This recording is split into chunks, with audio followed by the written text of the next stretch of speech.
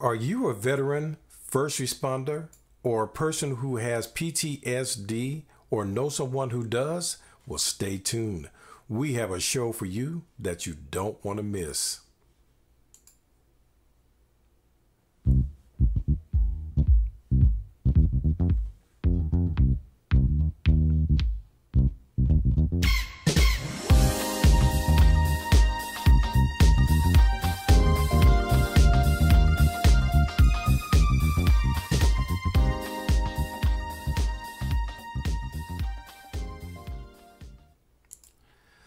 Welcome, everyone. I'm your host, Mike Thompson, and you have just tuned in to the Father Show, and I'm so glad you did.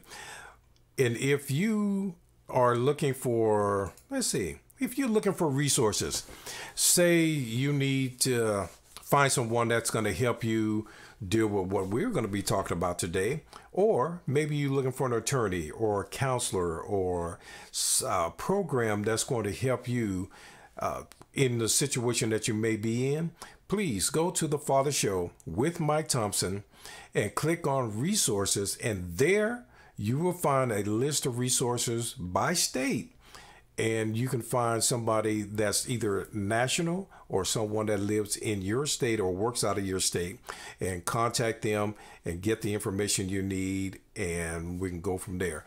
So today, before we start, I want you to subscribe to the show if you haven't already. Hit that notification bell, and that way you always know when we have a show that's coming up. But today we have a great program for you, and we have a young man that's going to come on the show and really talk about how he got PTSD, and he's a veteran. But before I get into that, let me just read a little bit about him. So we're going to have today Michael Parker, and he is a Marine veteran turned cowboy and entrepreneur. And after leaving the military, Michael was diagnosed with PTSD, depression, and anxiety, which led to a long road to recovery. And while working on ranches in Hawaii, Michael discovered healing through working with horses and in the nature.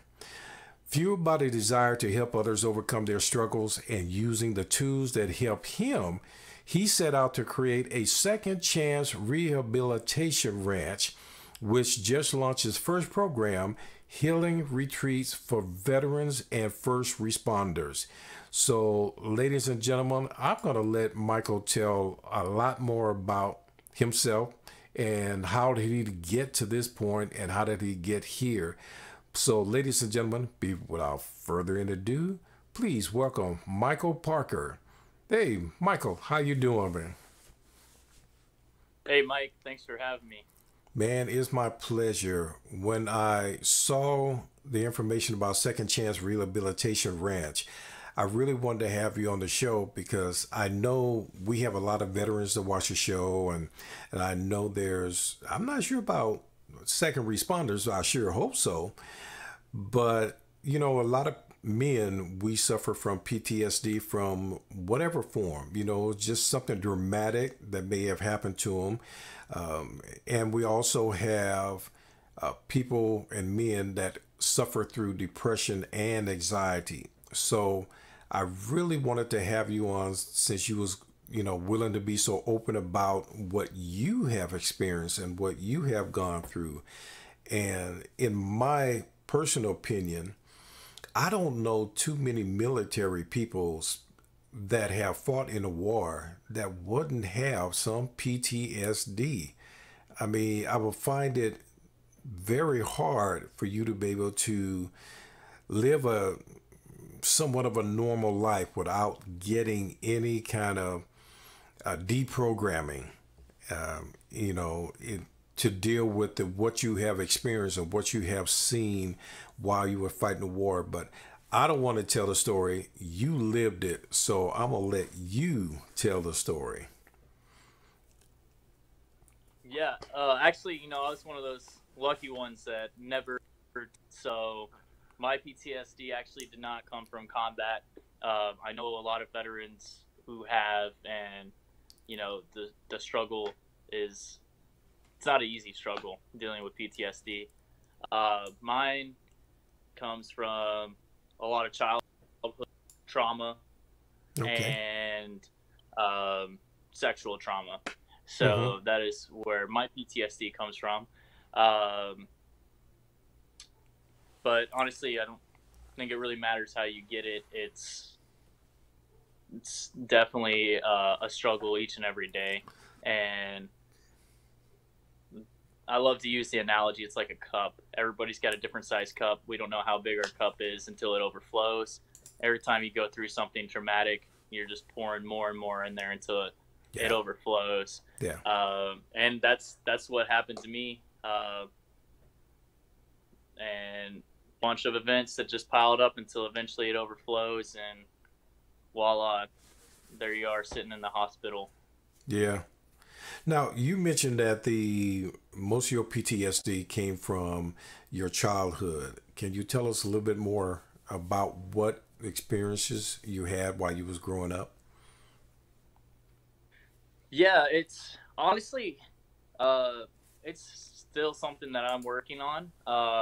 Every time I think I've got all that childhood stuff figured out, um, I find out something else, and I realize, there's more there that needs to get worked through. But a lot of it comes from, my biological father not being in the picture.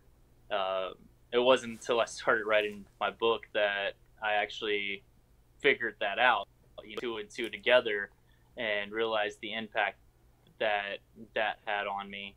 Uh, Also, my dad's career army. So pretty certain he has PTSD, and it we didn't get along from time to time, and it was rough at points, and so that was kind of hard on me as well. And of course, once I joined the military, that's when I realized, hey, like, the military is what makes him this way. It's not necessarily him, but it still didn't change that childhood. We perceive things a certain way as a child, Mm-hmm. and that's what we carry with us. Mm-hmm. Um, our minds create these stories of what actually happened, and they're sometimes very different from what the actual situation is. And so you got to go back, and you've got to kind of rewire your thinking on that and realize that, hey, no, this was just this event, and then we created this storyline that's impacted us all this time. um, and like I said, it's still something that I'm working on. I don't have it all figured out. Mm-hmm. um, but I think it's a lifelong process that you got to work through to unravel. Yeah, I don't think it's something you're going to get over or deal with in a short period of time. I've told people before that, eh, it didn't happen over a short period of time, so you're not going to recover from it in a short period of time. Matter of fact, it'll probably take you 2 to 3 times longer to recover for it. Because it's anything traumatic that happens in your life, as human beings, I think we gravitate to more negativity than we do to positive. So when something negative happens, we almost cling to it instead of just letting it happen and letting it go. If and when you mention sexual abuse, as a child or a younger person, that's something that you never forget. I don't think, in my opinion, I would think it would be very hard, and I haven't experienced, but I think it would be very hard for somebody to not remember, to learn how to deal with it and learn how to cope with it. But yeah, you're not going to just wash it away and say that's it and it happened. Oh yeah, Okay, yeah, most definitely, most definitely. It's definitely something that's hard to forget. Definitely takes some working through. Exactly.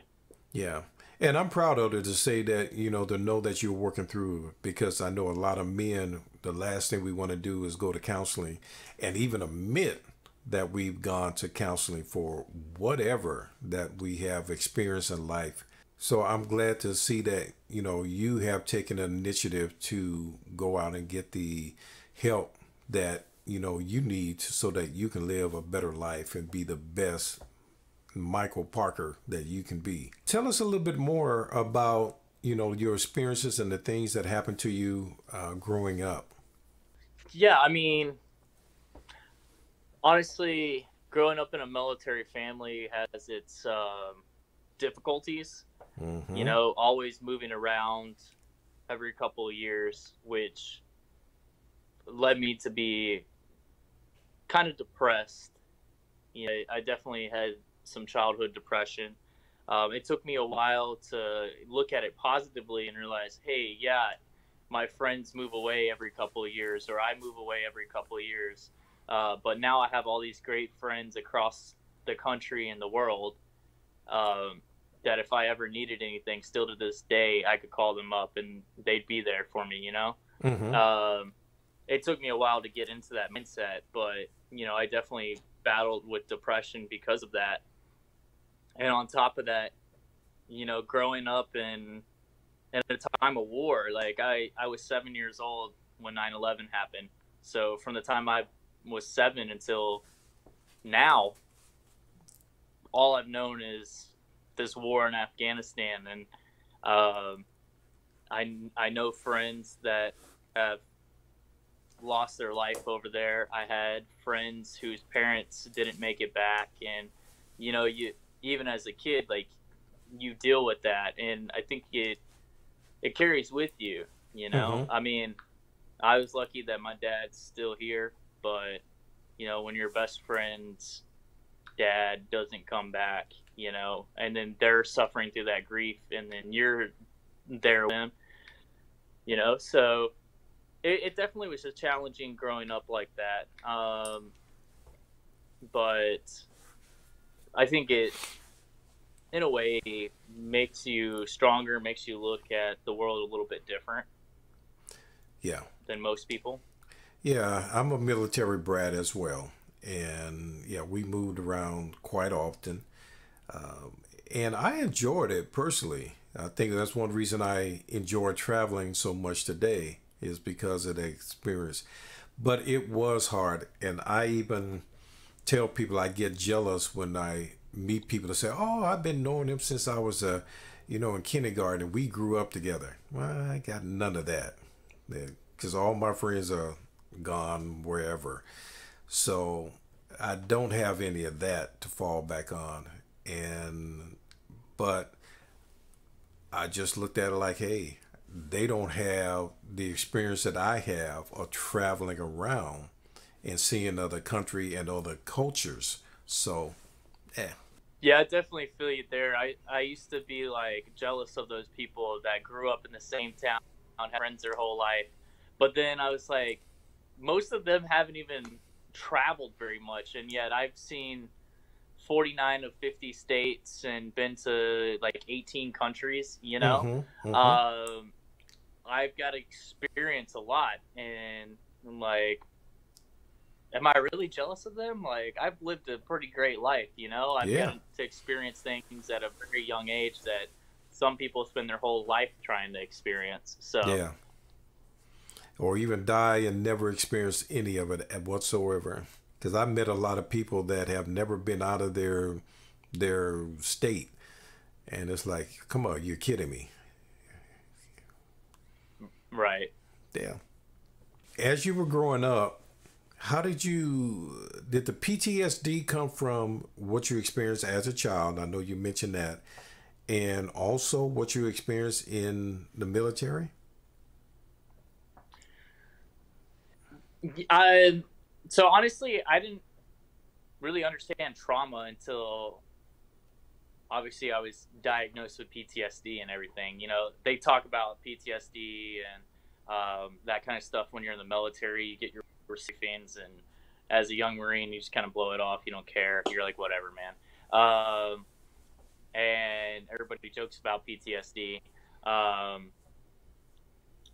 But it wasn't until after my first suicide attempt, and I'm sitting there in the hospital on a 72-hour hold, and talking to the doctor, and they're diagnosing me with PTSD, and they're asking me all these questions, and I realized that it was this whole compilation of events all the way up. It wasn't one event that caused that trauma. It was this whole collection. Like I said, it just kept pouring into that cup until finally you hit that breaking point and you just overflow. And, you know, since then I've gone through quite a bit more trauma, and it's kind of just like this learning system.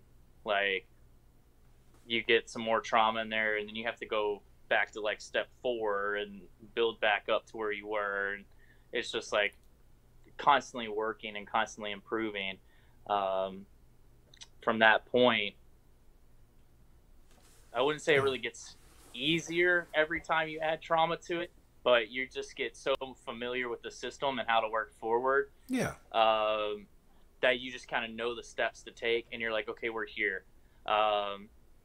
Like, honestly, to be honest with you, I've been dealing with some stuff. Yesterday, I had a really rough day, and literally had to reach out to others for, like, y'all, I'm having a crappy day. I just need some love and support today. And, you know, sometimes you've got to be vulnerable and do that. But I know that's part of that healing process. I'm like, okay, I need that little extra push from people. And I think that's where it's important to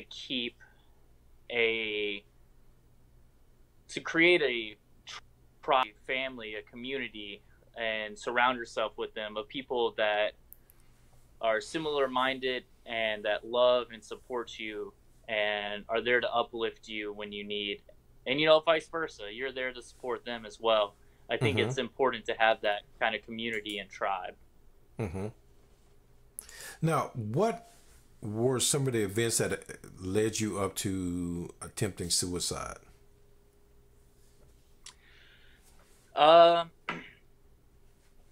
So, to be honest, I have 4 suicide attempts. Okay. Leading up to the first one, I was exhibiting signs of PTSD and depression and all of that, and I recognized them because they teach you to recognize them in the military. But I ignored them. I figured if I just ignored it, it would go away. I don't know why that was a rational line of thought in my head, because it's not a very rational line of thought. But I think it's a typical... Rationally, you know better. Yeah, but I think it's a typical male way of thinking. Oh, absolutely. We're just kind of like... And I think that's like a flaw in society. So we're taught that we have to be strong. Yeah. And that strength is being quiet, pushing forward. When in reality, we are strong, but being vulnerable and saying that I'm not okay and I need help, that is strength. That is not weakness. You know, we've been taught this misconception of what strength is. Strength is not pushing on and suffering in silence.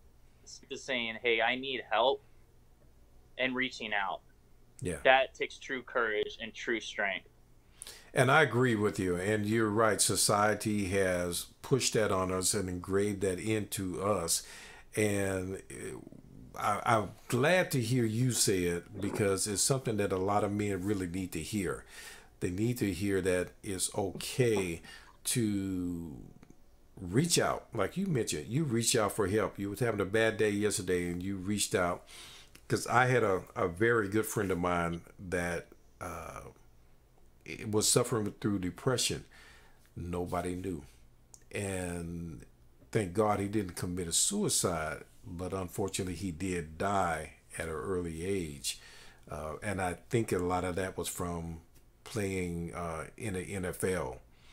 But he, you know, when he told me that he was suffering through that, I was very honored for him to be able to open up and tell me that this is what I'm dealing with. And it really meant a lot to me. I didn't really know how to address it other than to be there if he ever needed me. But at that particular time, I didn't really know how to address it. Is there a way for somebody else in the audience that's listening to this know how to help somebody or recognize the symptoms of somebody that is depressed?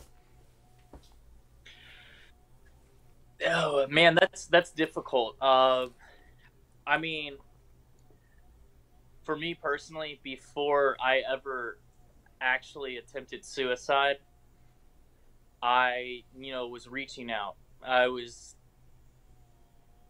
you know, talking about it. But I'll tell you that all four times that I actually did try to commit suicide, Mm-hmm. and it's only by the grace of God that I am still here, because any of those attempts should have killed me. But when I actually tried to commit suicide, I didn't say anything to anybody. Mm-hmm. I just did it, you know? But when the thoughts were there and I was really suffering, I would say that I felt like doing it, and I would reach out, and those were like cries reaching out for help. Mm-hmm. So just kind of, you just gotta like pay attention. And a lot of times I would throw it out there in like jokes, I would joke about it. But a lot of times behind those jokes, there's some kind of truth. And even if you're not sure, but you have suspicions, ask. Mm-hmm. Mm-hmm. Just be straight up and ask. Be like, yo, are you thinking about hurting yourself? Or are you okay? Do you need help? Just ask. Being direct can mean the difference between them being here and them not. Yeah.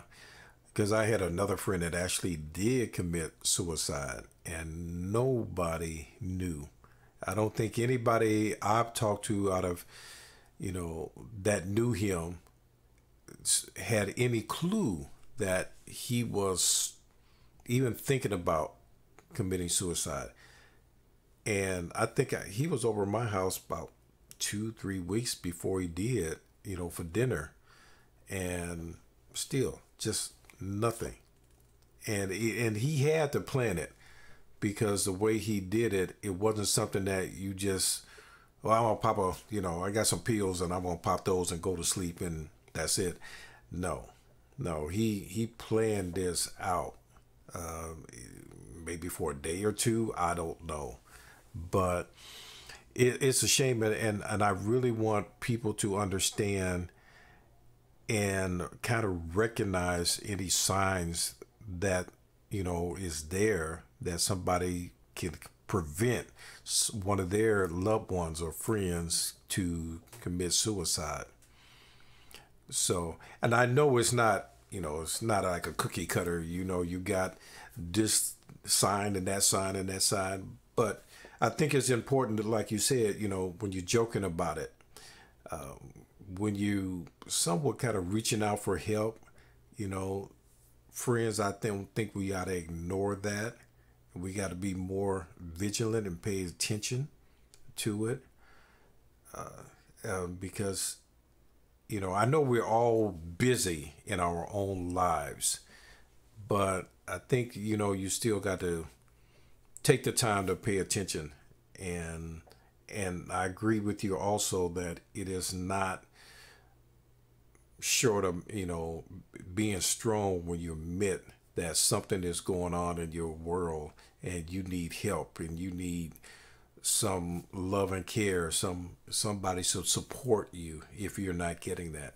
And being able to say that is much stronger than just sucking it up and dealing with it and ended up dealing with it in the wrong way.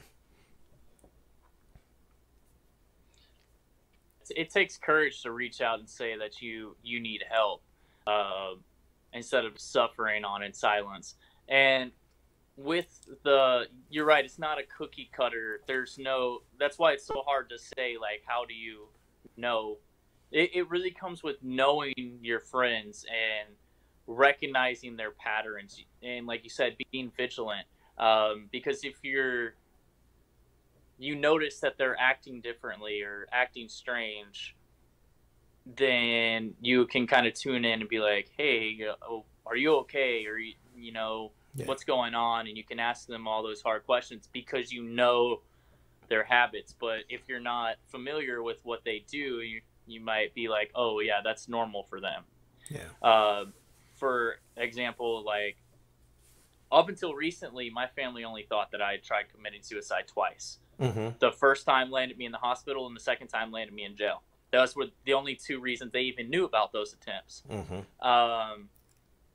But the reason that I ended up in jail on the last attempt was because my great grandma actually noticed that I was acting a little weird. So she decided to follow me and found me in the tree hanging and called the cops. Wow. Which honestly ended up kind of being my saving grace. That's what led me to Hawaii and discovering healing through nature. But if my grandma hadn't have recognized that I was acting differently, Mm-hmm. She would have never known to come out there and check. Okay. So acting differently is definitely a sign to pay attention to. Absolutely. Yeah. Okay. If somebody's always like that chipper happy person and then they're, just like there's this change and someone's behavior, then kind of like a warning sign. Mm-hmm. But again, it just varies from person to person, and there's really just no one way to do it. It just comes down to knowing your friends, and don't be afraid to, even if you have the slightest suspicion, being like, are you okay? Mm-hmm. Because they either tell you, yeah, I'm good, or no, I'm actually struggling, and then you can be there for them. Yeah. So just don't be afraid to intervene and ask those hard questions. Yeah. And I guess it's hard because I think a lot of men would just say, yeah, I'm okay, and go on about the day. The pride that they have and not wanting to feel or seem weak, that they would just say, yeah, I'm fine, to But here's those the little thing, signs. Go ahead. often though, you can see through it, and if they're not being honest and they're not actually okay, you can kind of hear the tone in their voice, and you can kind of see through it. Okay. And then that's when you got to be like, are you sure you're good? And if you push, you pry a little bit, then they'll open up. Okay. But yeah, as men, a lot of times we're very prideful and we don't want to admit that we need help.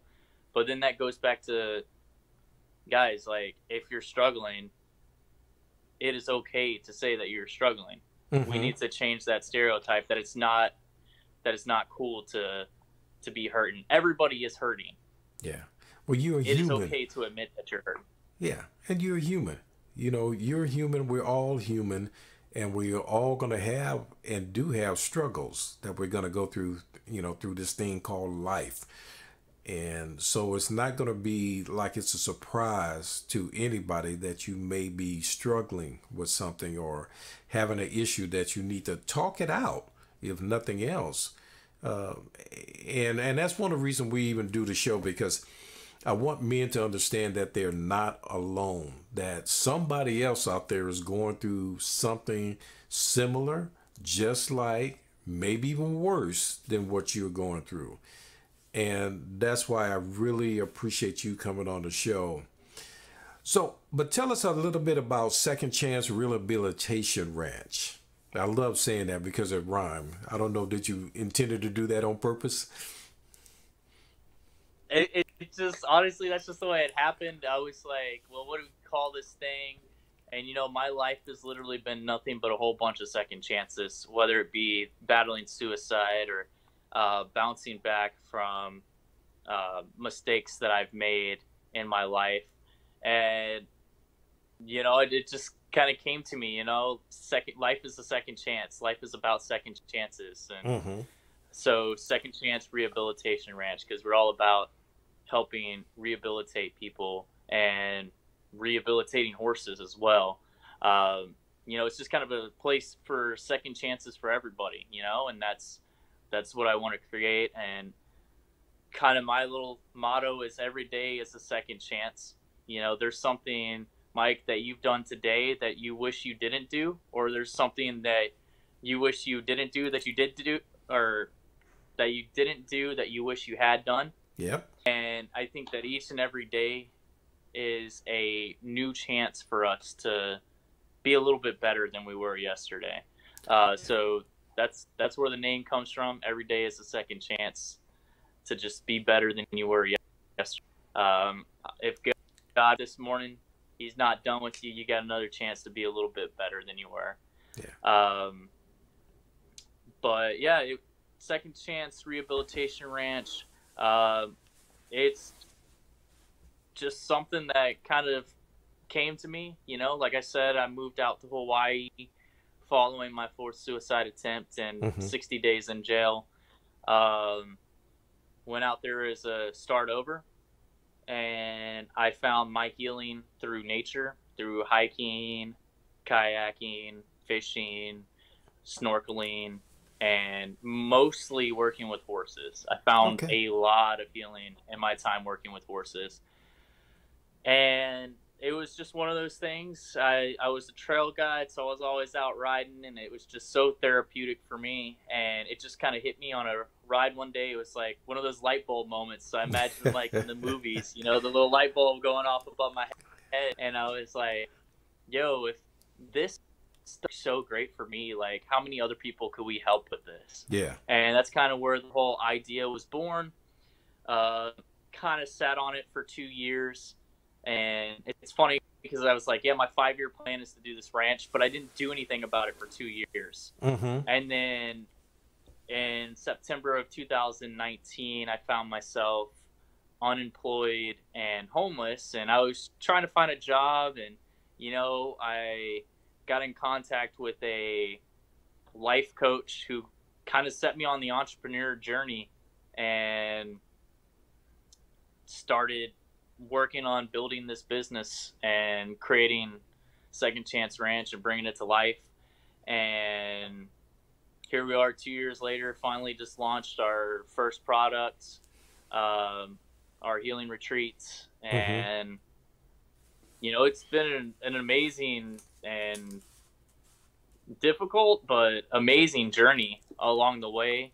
All kinds of unexpected things. COVID seemed like a setback, but it was kind of a set up and a set forward in a way. Again, goes back to that mindset thing. Yeah. Well, 2020 was a bad year, but it honestly did a lot of great things for me in getting this up and going. But yeah, and it's just been a journey. So what is you said you opened up a new program called a Healing Retreat. What does that entail? Yeah, so they are 3-day retreats. So we go out and camp for 3 days and 2 nights out here in the Ozarks. I live in northern Arkansas. It's beautiful out here. So we go out, camp along the creek side. On these retreats, we bring along the horses, and we do some equine interaction. So, just hang out and just kind of just be involved with the horses. And, there's a lot of healing just in interacting with horses. And on top of that, we do some hiking, we do kayaking, we do fishing. And, we just have time where we just sit around, and we sit around the campfires, sit on the creek side, and just kind of hang out and just talk. And the whole reason behind that is, just to kind of talk about our problems, provide some peer-to-peer support.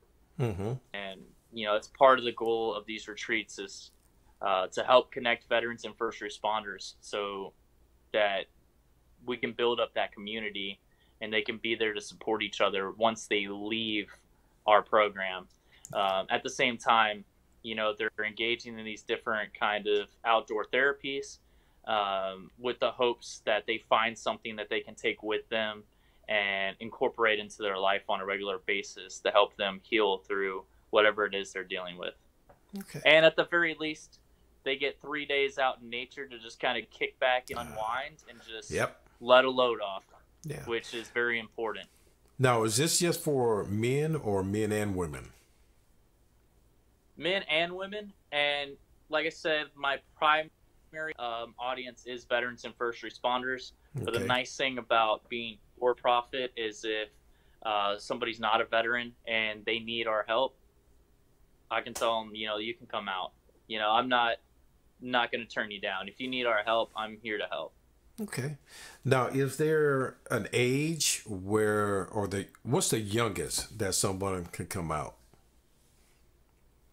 I would say 18. Okay. Once an adult. Okay. Yeah, it's for adults. Yeah. Yeah. Okay. Well, that's great, and I really applaud you for what you're doing, and I love to see this grow and be something that a lot of people can go and get the help that they need. Whether and it was funny because I was talking to my wife the other night, and she's a nurse, and they were talking about anxiety, and I said, I would find it hard to find a nurse or, like you said, a first responder that doesn't have some kind of anxiety, because you're sitting down as a nurse. You might be sitting at the desk, or you might be an EMS and you driving around or sitting down eating, and always in the back of your head you're just waiting for that emergency to come up. Something is going to happen that is going to interrupt your dinner, interrupt your time with the kids, or whatever. So I would think that anxiety alone would be something that you would have to get, I don't know, get used to or learn how to deal with. The better way of putting it. Yeah. Oh, absolutely. And for like police officers, it's they're always under that kind of anxiety and Mm-hmm. that PTSD, and like at least for us in the military, you go off to wherever for 9 months to go fight in the war or whatever, and then you come back home and you can kind of relax. But those guys, like, they often serve in the community that they live in, Mm-hmm. so for them there is no like Mm-mm. ability to kind of relax, because you're always on the lookout, because you never know if somebody you threw in jail is going to run into you on the streets that day. So you kind of have to keep this constant state of certain level of awareness and Okay. guard all the Yeah. time. Yeah. So Always on guard. Always being alert. Yeah. Well, unfortunately, Michael, that's going to have to be our show for today. And I really, man, I really do appreciate you opening up and admitting to some of the things that you have experienced and telling our audience about that. I think that's very important, and I applaud you for that, because that's not easy to do. And a lot of, especially men, do not want to say that they experiencing some of those things that you have. And PTSD is one, attempting suicide, and the anxieties and depression and all that. So I thank you very much for coming on the show. Is there something that you can tell the audience about Second Chance Rehabilitation Ranch that you would want to say, or how they can get in touch with Second Chance Rehabilitation Ranch? yeah, if you know somebody that should come out and visit us, or you want to come out and visit us, you want to learn more about our programs, you can visit us at www.2, as in the number 2, crranch.com. You can check us out on Facebook or LinkedIn at Second Chance Rehabilitation Ranch, or just give me a call at 870-668-6691, and we can get you guys booked on one of those retreats. Okay. That's great. And we will put that information on there. And I talked to Michael earlier, and we're going to get his information on our website as well. So you'll be able to find it there on LinkedIn and on the Facebook and on our YouTube channel as well. Well, Michael, thank you once again for being on the show, man. I really appreciate it. And anytime you want to come back and be on the show again, please let me know and we'll stay in touch as well. Hey, it's my pleasure, Mike. All right. Well, ladies and gentlemen, that is our show for today. And I really thank you for joining us here on the Father Show. And it's been really nice to have somebody like Michael Parker to tell us about Second Chance Rehabilitation Ranch and the things that he's experienced. And I know, and I'm sure there's some men out there and women that have experienced something very similar to him, might be suffering from PTSD, anxiety, depression, attempting suicide, or thinking about it. So I really hope that you would contact Michael or Second Chance Rehabilitation Ranch, or look on the Father Show with Mike Thompson and look under resources and find other resources that are out there. But try Michael first. I mean, to talk to somebody that has experienced it and going through it is really can be a helpful tool for you. But before you go, don't forget to subscribe to the show and hit that notification bell so that way you will always be notified when we ever upload another show, and you won't miss a one. And you can catch us on YouTube channel, LinkedIn, iHeartRadio, Pandora, Spotify, and other apps. So you can find us, you can get the information. So I want to thank you so much for joining us today, and I wish you the very best. And until I see you next week, have a blessed week. God bless you, and you take care of yourself. And if you need somebody, please don't be afraid to reach out, because we want you to be the best version of yourself that you can be. All right? Because you're leaving a legacy. So leave it in the best that you can. All right? So we'll see you next week. God bless you all, and we'll talk soon.